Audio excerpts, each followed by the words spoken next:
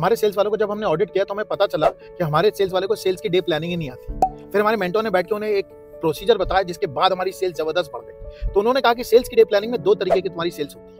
एक सेल्स वो जो नई आती है, तुम्हारे पास नई लीड आई, इसको तुम्हें तुरंत रीच आउट करना चाहिए, तो ये तुम्हारी प्रायोरिटी में सबसे पहले होती है। मतलब तुम चाहे कोई भी काम कर रहे हो, जैसे नई लीड आई सबसे पहले इसे डील करो।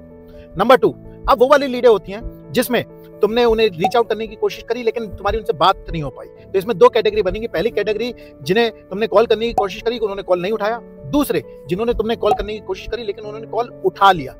तो ये वाले जिन्होंने कॉल उठाई थी, अब ये तुम्हारे दूसरे लोग होंगे जिन्हें तुम फॉलो अप करो, और इसमें भी तुम्हारी स्टेजेस होंगी।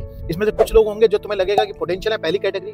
जो दूसरी कैटेगरी होगी वो होंगे जिनके साथ तुम्हारी कोर्ट में पहुंच चुका होगा प्रोसेस। कुछ तीसरे होंगे जिनका नेगोशिएशन चल रहा होगा। तो यहाँ पे जब तुम फॉलो अप करोगे तो उल्टे तरीके से चलोगे। पहले नेगोशिएशन वालों से बात करोगे, उसके बाद कोर्ट वालों से बात करोगे, और उसके बाद तुम उनसे बात करोगे जो पोटेंशियल है। और इसके अंदर भी एक लेवल है जिसमें जब तुम नेगोशिएशन वाले के पास जा रहे हो तो नेगोशिएशन वाले में जो लेटेस्ट नेगोशिएशन चल रही है उसकी वैल्यू सबसे ज्यादा है, क्योंकि वो वाला जो ट्रांजैक्शन है, वो वाली जो बातचीत है वो एकदम हॉट है। तो ये सीक्वेंस है जिसमें तुम्हें अपनी सेल्स को प्लान करना चाहिए और इस हिसाब से सेल्स करनी चाहिए।